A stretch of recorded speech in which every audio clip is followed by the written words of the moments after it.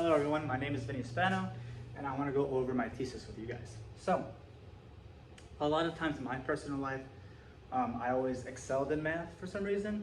I'm not going to call it a gift because we'll talk about that, but a lot of times when I talk about math with anyone else, they usually feel like disgusted, very eager to talk bad about math. So they go like, I'm not a math person.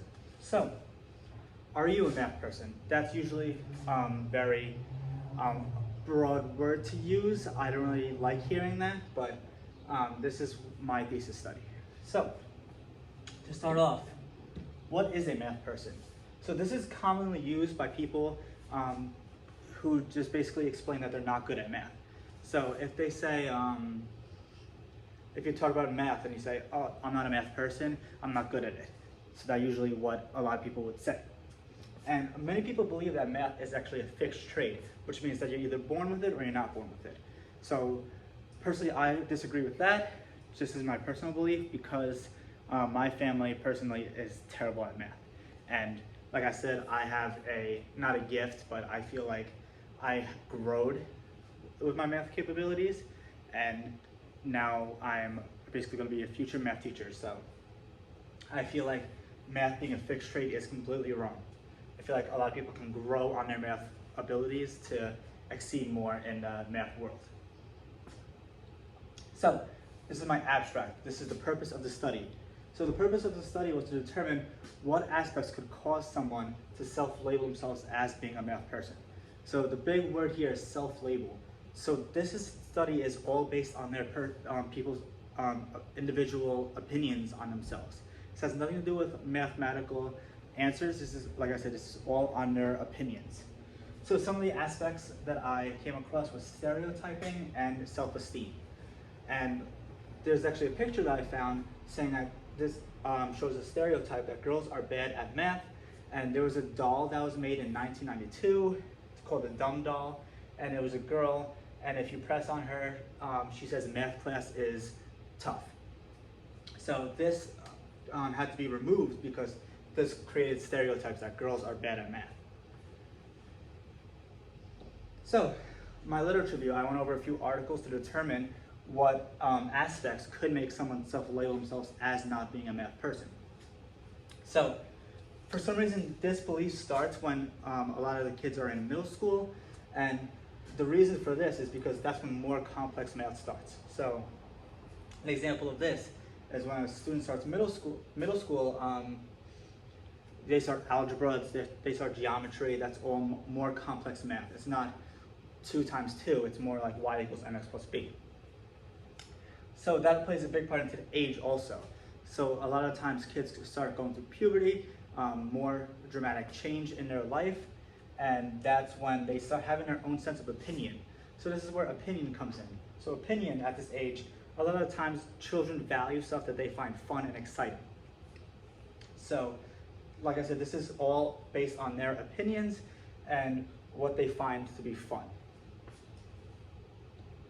So, what can teachers do to help these kids become more of a math person? So, as I said previously, students tend to value anything taught of their liking. So that means, an example, if you have students that are on the baseball team, include baseball in your lesson to keep them engaged. So that's the big tip that I have, keep math engaging. With also more reading, I wanted to find some positives with math. Like I said, a lot of people, when I talk to them, they talk about negatives. I don't want to talk about the negatives, I want to talk about the positives. So the positives when maths have meaning. So like what could meaning mean when you talk about math? So one of the studies that I looked into, a guy actually went up to people and asked them what their favorite number was. Now I found this to be kind of interesting because I would expect a lot of people to like just have random different numbers, which would make sense. But a lot of people actually answer the question as their birthday, which means that it has no mathematical meaning, it just has personal meaning. And another part of the study was they had stuff that, like board games and stuff, that they don't see math in the game, but they still find it fun. So like examples of this was Monopoly and Sudoku. So those two games itself are very math heavy, but a lot of people just play it just to have fun. So now we're gonna look at my study. So this is where I started my research. So I started at my old job right before I started teaching a little bit at the YMCA here on Long Island. I stood in the lobby and asked anyone who walked in to fill out the survey if they were willing to, of course. And this prevented bias because the YMCA has nothing to do with math. A lot of the times people will go there to go to the gym, go swimming, go do some yoga. So it has no correlation with math. But I didn't stay at the YMCA. I had a new job open, so I decided to take that. So for the rest of the individuals, I found a subreddit for people to fill out surveys. So the post was open to anyone above the age of 18, just to share their mathematical capabilities. So at the end, I combined those two together, the people I found from the YMCA and the subreddit, and they answered the same question, so it didn't really matter. Nothing really changed. Okay, so the individuals that participated in this study. So there's a total of 154 individuals, and I split it up into two different ways. I split it between gender, so there was 68 males and 86 females, and the age groups. The age groups didn't really matter because I didn't really do anything with the age groups, but the age groups was 18 to 30, 31 to 60, and 61 above. So like I said, age groups didn't really matter, but I just want to show you what the age group was. Okay, so the questions I asked in the survey. I only asked 5, which wasn't a lot. A lot of people finished the survey fairly quickly. I did ask their gender and their age group, as we talked about last slide. I asked, would you consider yourself a math person? So obviously the answer would be yes or no. How would you rate your math knowledge on a scale of 1 to 5? So this is the Likert question, 1 being the worst, 5 being the best. And how has your experience been with mathematics in the past? So there's 3 answer choices here. It would be positive, negative, or a little bit of both. So the findings is the mean, median, mode for both the questions of rating their knowledge from 1 to 5 and their experience with math in the past, both seem to have like the middle results. So if you look here, how would you rate your math knowledge? There's 3.38, basically 3. So that's the middle. That's on a scale of 1 to 5, that's the middle. And for the experience of math, I split it into different numbers. So since it was positive, negative, and a little bit of both, I made positive 1, negative, negative 1, and a little bit of both 0, just to make sure these numbers have meaning. So for the most part, 0, 0, and 0.25, that's basically 0, so that's the middle number again. So now we're going to get some graphs. So now rating the knowledge. So this is how they're rating their own knowledge. This is their opinion still. So like I said, this has nothing to do with actual capabilities. So for the most part, a lot of people rated themselves a 3. For the most part, a lot of people did say 4 and 5 also, more than 2 and 1, but a majority of them said 3. And same thing for their experience with math. A majority of them said a little bit of both. A good chunk of them did say positive more than negative, but like I said, a majority of them said a little bit of both.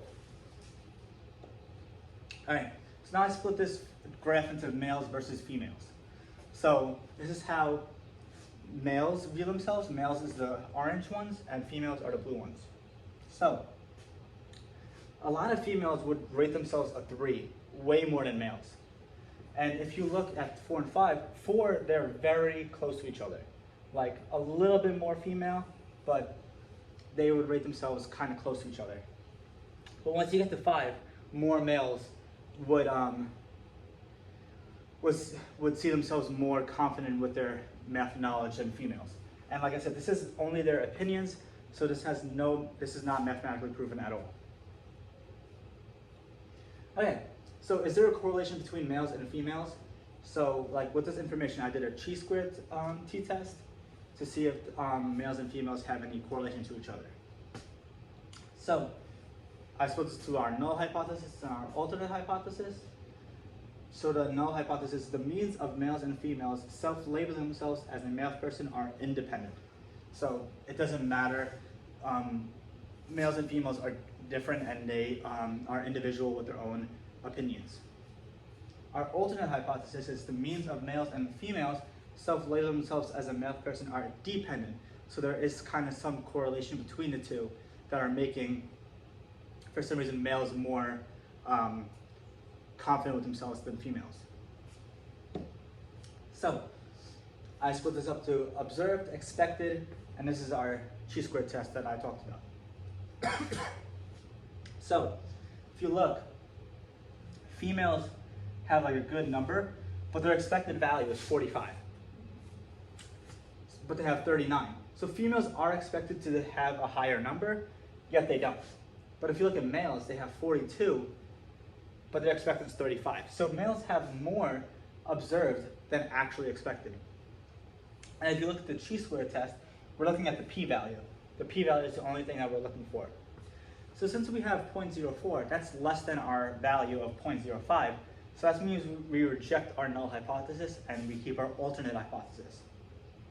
So if you look back, that means that the aspects of self-labeling between males and females are dependent, which kind of surprised me because that means there has to be some correlation between the two, but with this study, I couldn't find out what those two aspects just are.